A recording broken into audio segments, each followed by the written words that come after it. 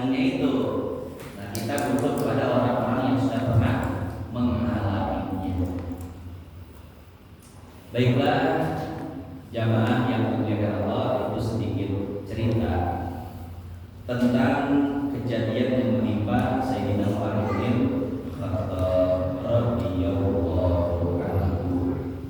Sekarang kita lanjutkan kajian kita pada kitab Al-Miftah Lima bin Nikah. Qala al-musannif, pengarang kitab ini yaitu Al-Habib Muhammad bin Salim bin Habib. Beliau mengatakan yushtaratu fis sighah, disyaratkan pada sighah. Sighah itu apa? Sighah itu ucapan, baik ijab ataupun qabul, baik ucapan wali ataupun ucapan calon suami. Ada syaratnya. Apa syaratnya? An la yatakhallala bainal ijabi wal qabuli kalamun ajnabiyyun. Antara ijab qabul tidak boleh terpisah dengan ucapan-ucapan yang lainnya yang tidak ada hubungannya dengan ijab qabul. Saya tanya, ijab dilakukan oleh siapa? Ijab oleh wali. Nah, qabul itu kan artinya menerima atau penerimaan. Maka qabul itu diucapkan oleh calon suami, ya. Jadi ijab oleh wali, qabul oleh calon suami. Nah, antara ijab artinya ucapan si wali dan qabul ucapan si calon suami tidak boleh diselingi dengan kata-kata yang tidak ada kaitannya dengan pernikahan. Saya nikahkan anak saya dengan engkau dengan mahar. Saya nikahkan anak saya denganmu dengan mahar seperangkat alat sholat, dibayar tunai. Nah, tunai. Nah, dari tunai itu harus langsung disambung dengan qabul. Saya terima nikahnya dengan mahar tersebut dibayar tunai. Jangan ada ucapan-ucapan yang lain. Kalau sampai ada ucapan-ucapan yang lainnya, maka akadnya tidak sah dan harus diulang. Saya nikahkan anak saya kepadamu dengan mahar seperangkat alat sholat dibayar tunai. Akhirnya tuh ngobrol dulu sama orang. Ada telepon yang ngobrol dulu, bentar. Ya, telepon dulu. Habis itu saya jauh. Terima gak? Mobil tuh nikah mahal dan ijazah batal. Ya, karena diselingi oleh ucapan-ucapan yang tidak ada kaitannya dengan nikah. Atau yang menyeling ucapan itu bukan si walinya tapi siapa? Si calon suaminya. Begitu walinya mengucapkan dibayar tunai, nah si mempelai si calon suaminya itu ada telepon. Lupa saya angkat dulu ini guru saya ini. Diangkat dulu, ngobrol dulu. Udah ngobrol, mobil tuh nikah. Nah, itu tidak sah ya. Jadi tidak boleh diselingi dengan ucapan yang tidak ada kaitannya dengan akad. Yang kedua, wa an la yatakhallal bainahuma sukutut tawil.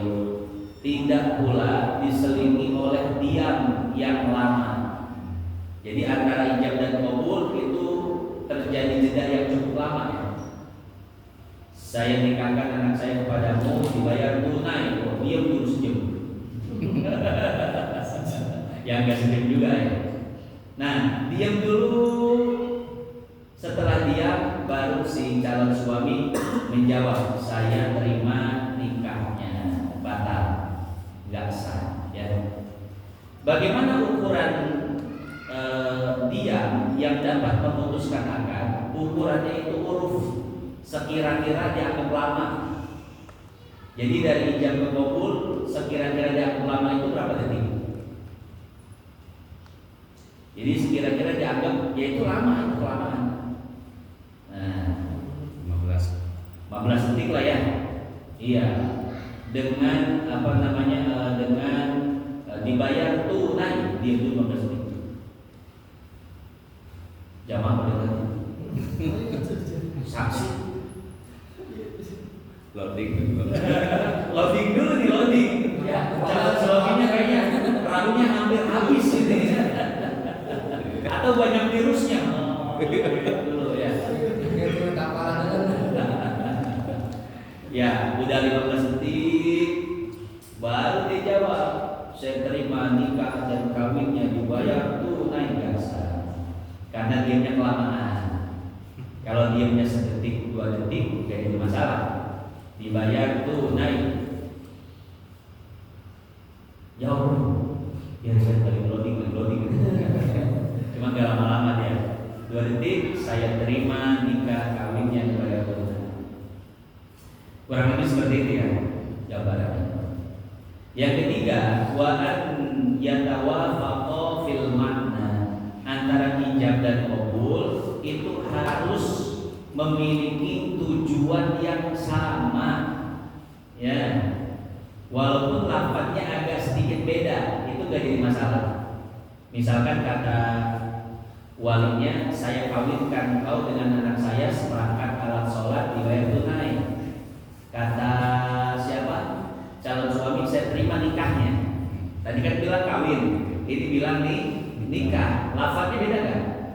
Beda, tapi maksud tujuan sama. Itu tidak jadi masalah.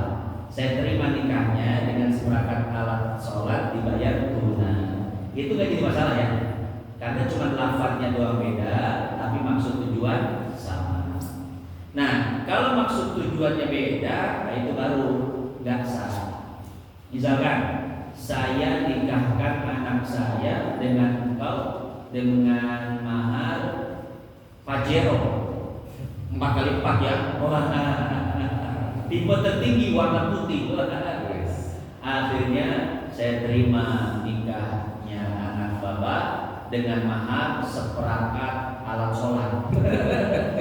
Mintanya Pajero, dijawabnya alat sholat biasa itu. Karena beda maksud tujuannya, ya.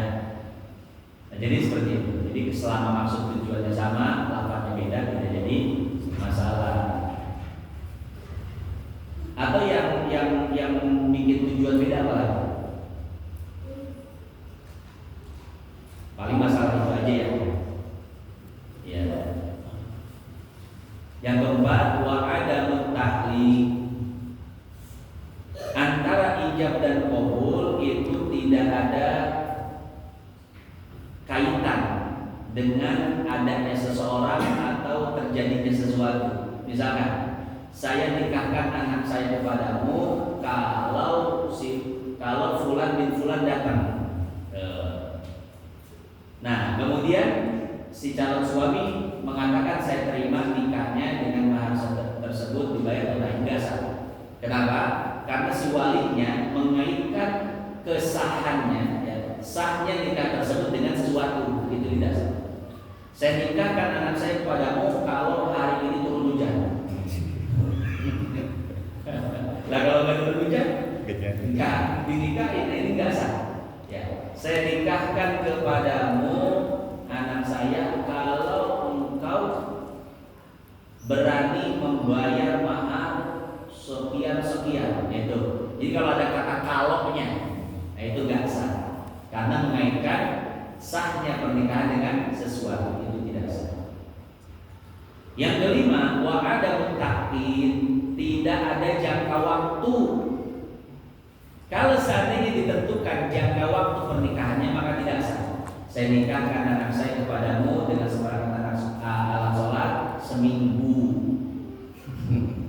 Pernikahannya berlaku 1 minggu dibayar tunai.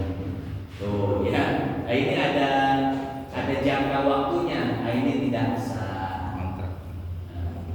Atau misalkan pilihan, kalau saya nikahkan anak saya kepadamu, kalau maharnya seperangkat alat sholat seminggu, Pajero bisa 2 tahun. Aduh, kacau. Itu enggak sah.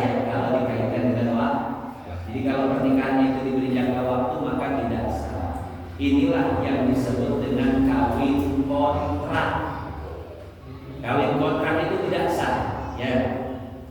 Kawin kontrak tidak sah, baik dalam mazhab Syafi'i, Maliki, Hanafi, Hambali. Cuman orang-orang Syiah, ya sebagian itu mengatakan bahwa kawin kontrak itu sah. Ini namanya nikahul mut'ah, nikah mut'ah atau kawin kontrak. Dalilnya itu memang ada sahih, ya. Jadi para sahabat itu pernah kawin kontrak ketika mereka berjihad.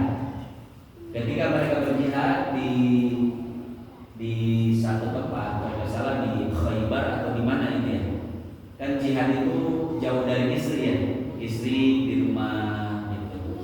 Sementara kita laki-laki butuh dengan ya punya masalah biologis kan. Walaupun sedang jihad bertempur, ya kalau lagi istirahat ya tetap aja ingat sama hal-hal begitu.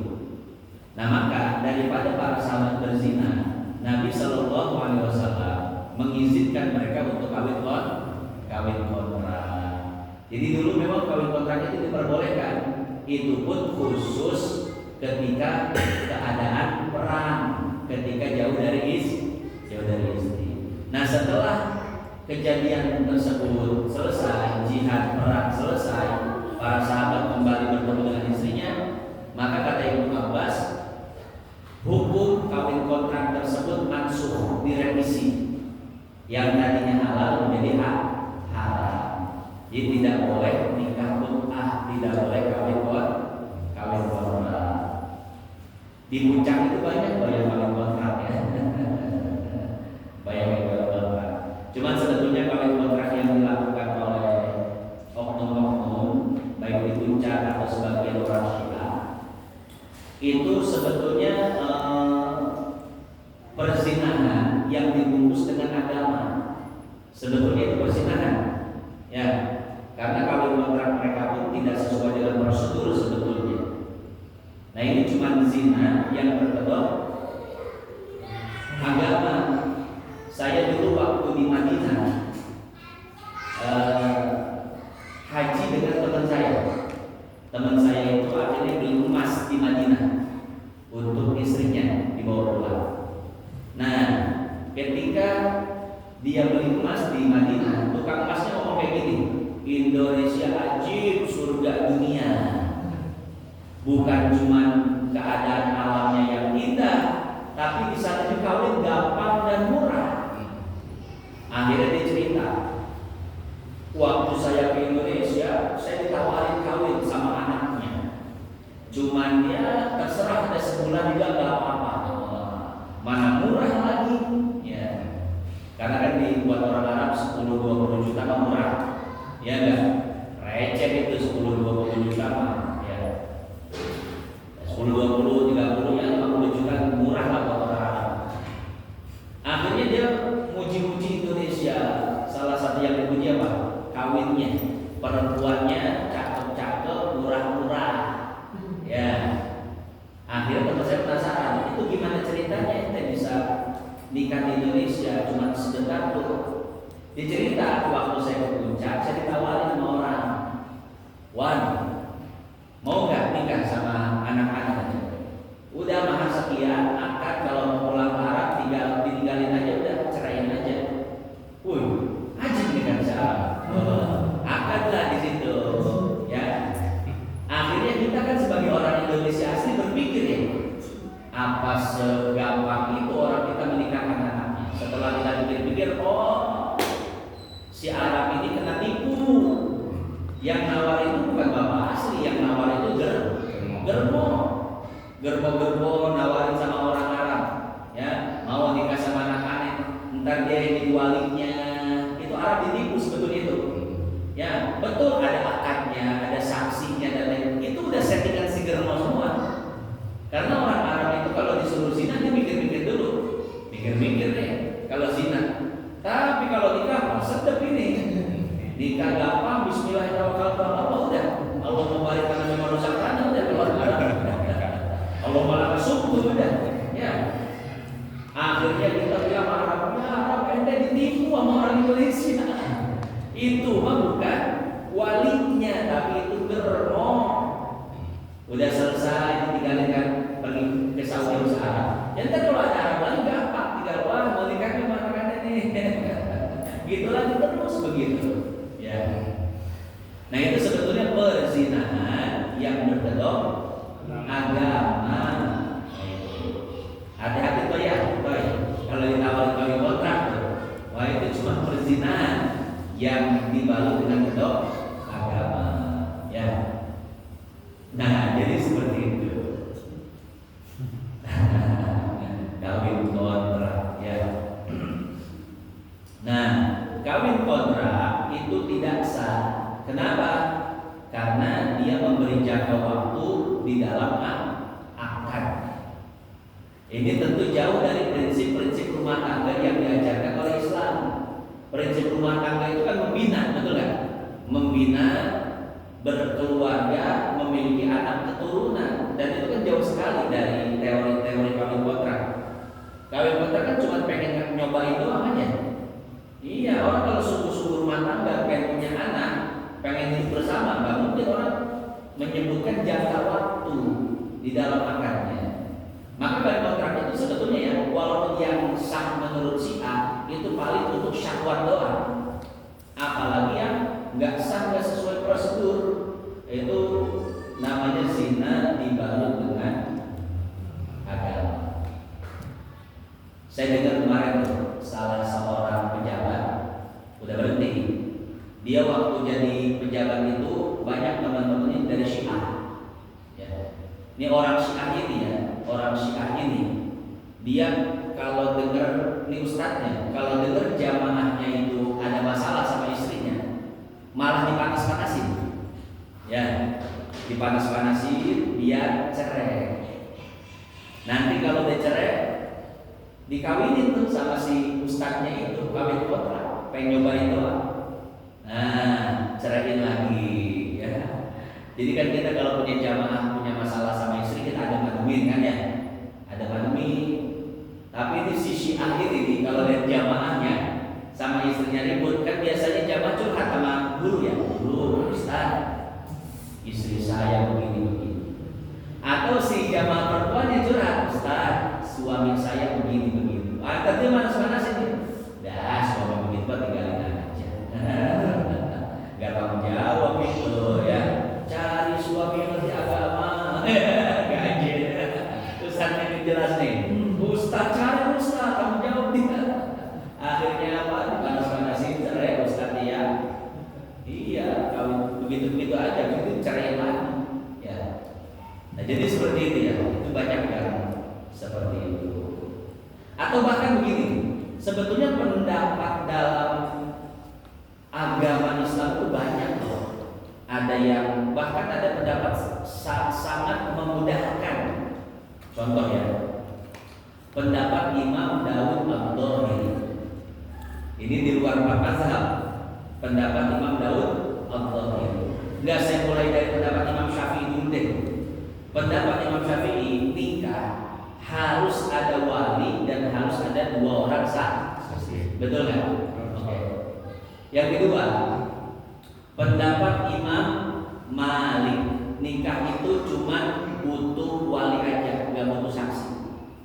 Tapi harus dihadiri banyak orang. Imam Abu Hanifah, nikah kalau seandainya dia itu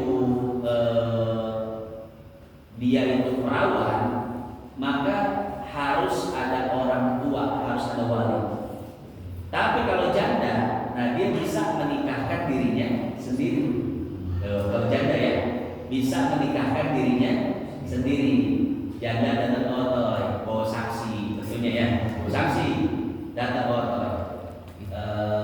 Haji otoy, Pak Haji nih, badan bebek sekarang.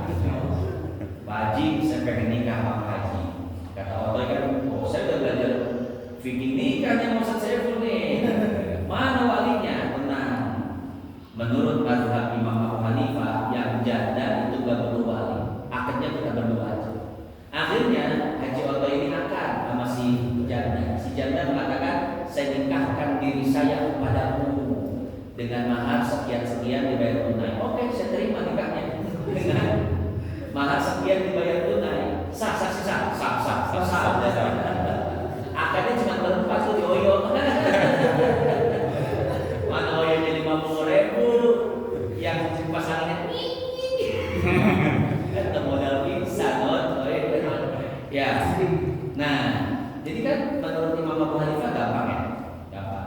Ada yang lebih gampang lagi, itu pendapat Imam Dawud al-Zahiri. Jadi kata beliau, si perempuan itu punya hak terhadap dirinya sendiri. Dia boleh menikahkan dirinya sendiri dengan siapapun, baik menggunakan wali atau tidak. Nggak butuh saksi. Jadi akad berdua di hotel selesai. Yang penting ada akad, ada maharnya. Akhirnya sebagian ustadz yang bandel, bahkan kiai kan dibandel, itu menggunakan pendapat Imam Dawud al-Zahiri. Ada kiai di Jakarta pakai pendapat ini. Dia punya santri perempuan cakep. Akhirnya masya Allah akadin, diajaklah ke hotel. Santrinya kan suzon aja ya, namanya diajak kiai, mudah kemana-mana, pesan hotel dulu kan buat tidur. Dipanggillah santri ke kamar dia, kita akan. Lo akan gimana kiai? Diajarin. Kamu yang bilang saya nikahkan diri saya dengan mahar sekian, nanti saya jawab, saya terima nikahnya. Jadi tanpa saksi, tanpa wali, cuma berdua.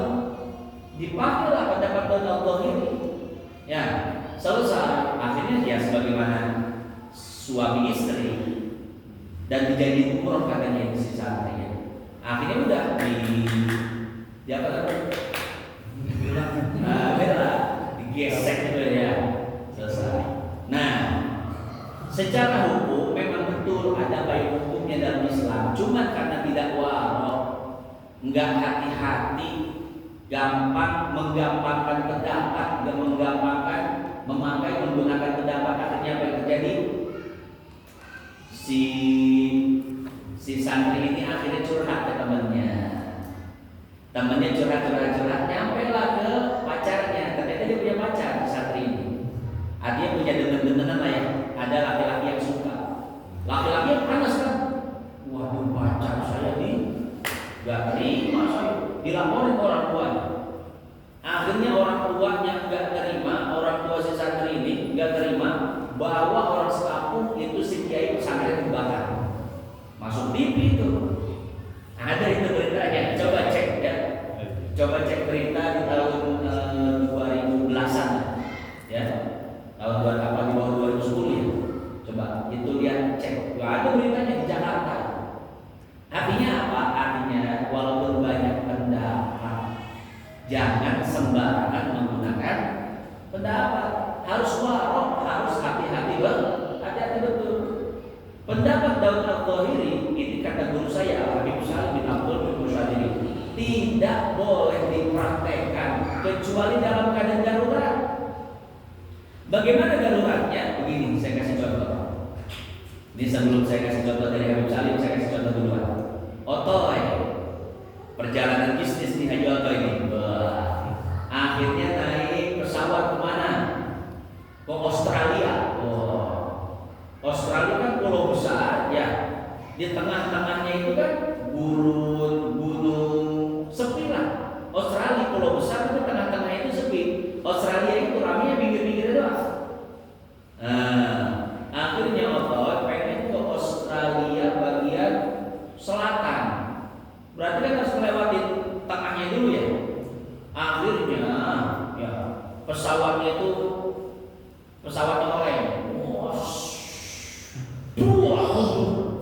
Nabrak gunung. Tidak ada yang selamat ketika itu kecuali Haji Otoy dan satu pramugari yang sangat cantik luar biasa. Masya Allah. Gak ada yang selamat kecuali berdua. Bayangkan di tengah-tengah hutan cuma berdua. Akhirnya awal-awal masih biasa jaga-jaga jarak, jaga emosi. Ya.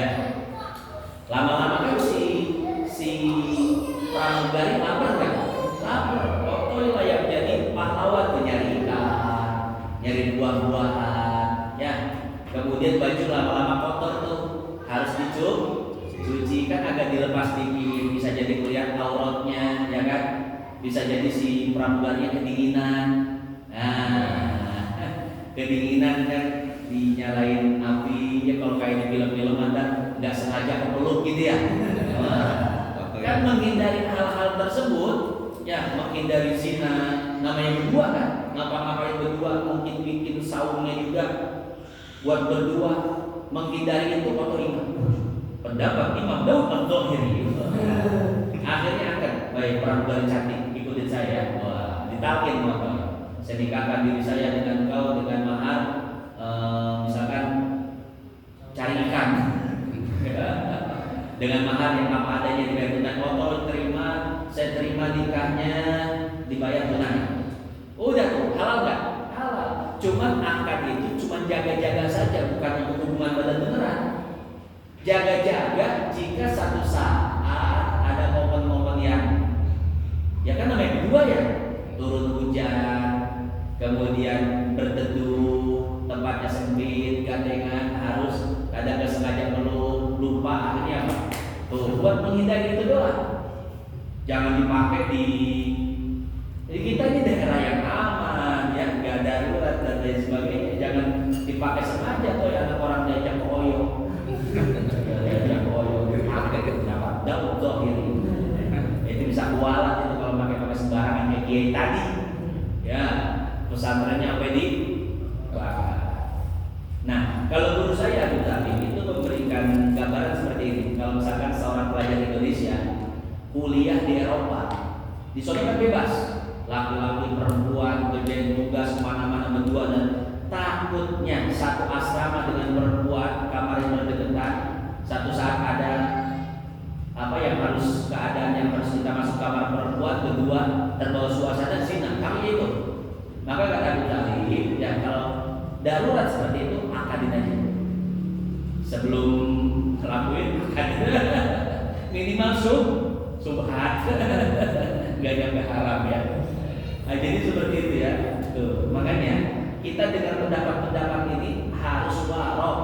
Memang betul kata ulama ini boleh, ini boleh. Ada ulama yang berat, ada yang sedang, ada yang sangat meringankan. Kadang kita kalau melihat pendapat-pendapat pengennya ngambil yang ringan aja. Ringan boleh, kata ulama boleh. Cuma hati-hati kalau nggak warok bisa kualat luar biasa seperti tadi ya. Dan kita mas Syafi'i aja dah Syafi'i ya. Gampang kok menjalani Syafi'i di Indonesia mah. Kalau di Afrika menjalani Syafi'i susah baji. Dikit-dikit air najis, laut nggak ada air. Di Afrika tuh kekurangan air, sekalinya ada air begitu najis. Syafi'i berat. Makanya di Afrika itu mazhabnya Maliki. Di Maliki itu masalah air itu gampang segampang-gampang. Ya. Jadi Imam Malik itu enggak gampang menajiskan air. Makanya cocok banget kalau mazhab Maliki dipakai di Afrika yang kekurangan air. Jadi kita mazhab Syafi'i air melimpah udah gampang. Ya. Nah, jadi seperti itu. Dah mazhab Syafi'i aja dah, usah macam-macam. Kita kembali ke syarat yang ke berapa tadi? Kelima, bahwa di dalam akad nikah tidak boleh diberi jangka waktu. Kalau diberi jangka waktu jatuhnya nikah mut'ah, kawin kontrak, dan itu haram hukumnya. Wa an yatalaffadha bihaitsu yasma'u man bi qurbihi wa bihaitsu yasma'u man bi qurbihi. Akad nikah itu harus ada suaranya, ya. Saya nikahkan anak saya, harus ada suaranya. Nggak boleh pakai gerakan mulut doang. Ya, yang ngomong juga.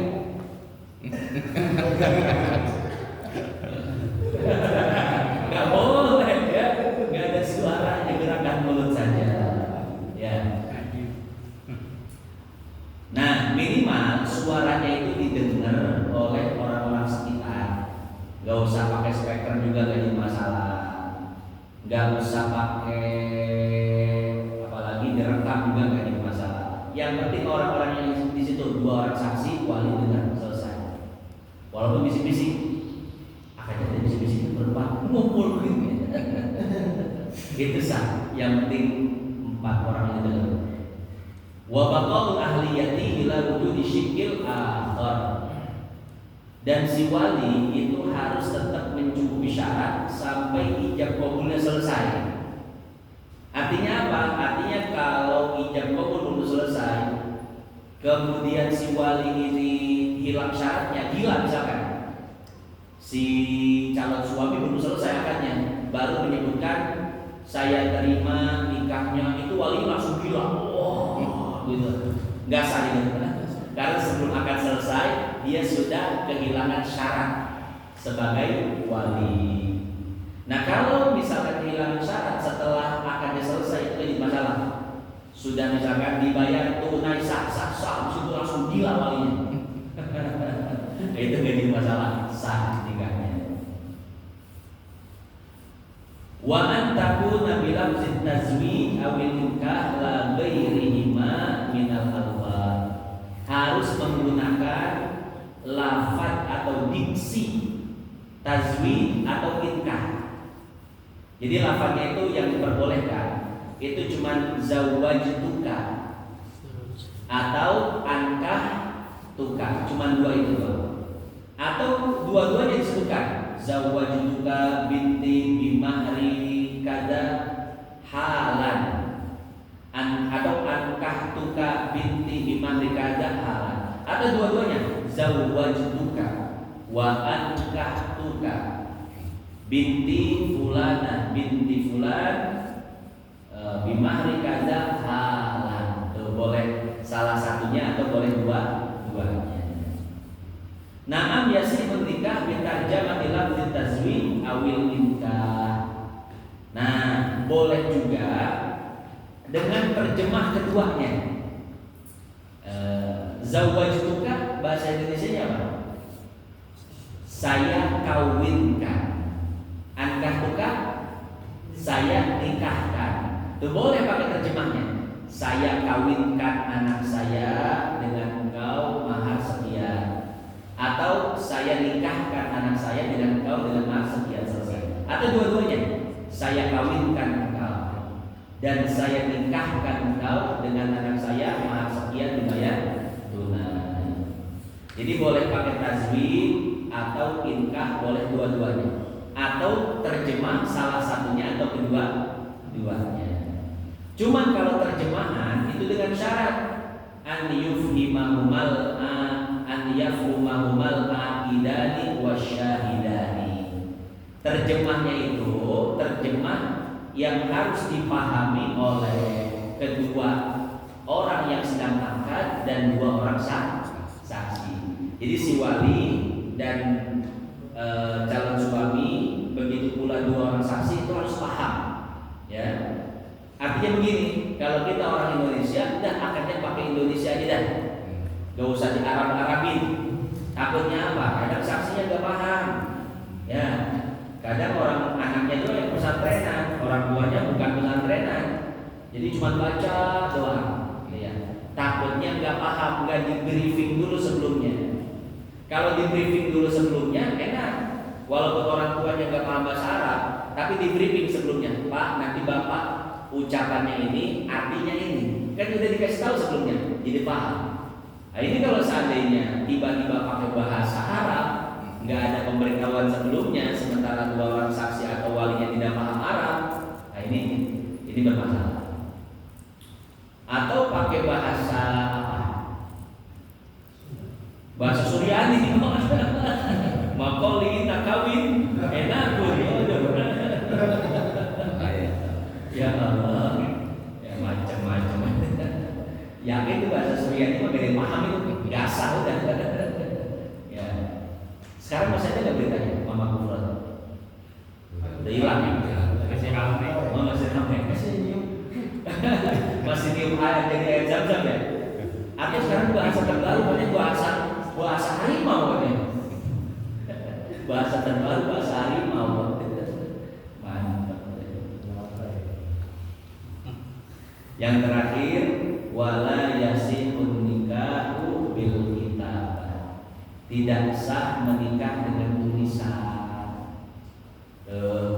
Saya nikahkan anak saya jawabnya, saya terima nikahnya nggak sah.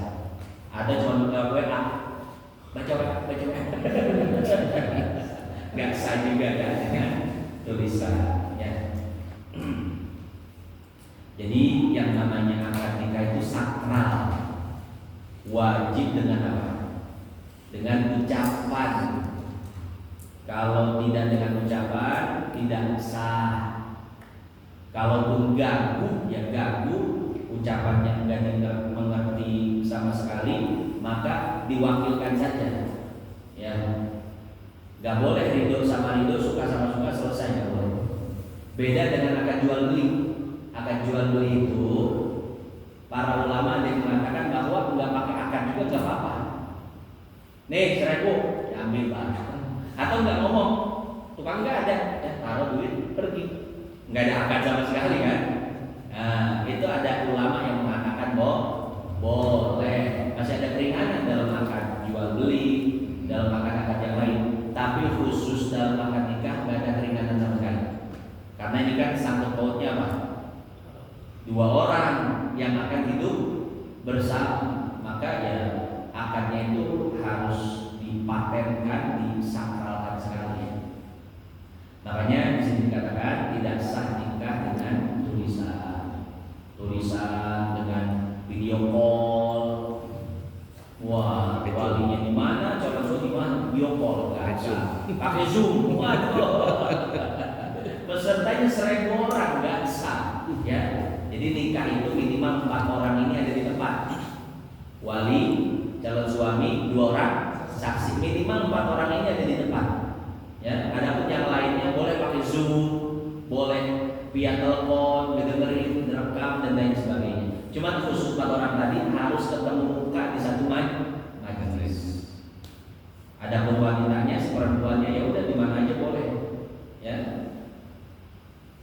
Titik wallahu a'lam bishawab. Hadirin hadirat, enggak ada hadiratnya. Yang dimuliakan Allah, itu saja yang dapat saya sampaikan.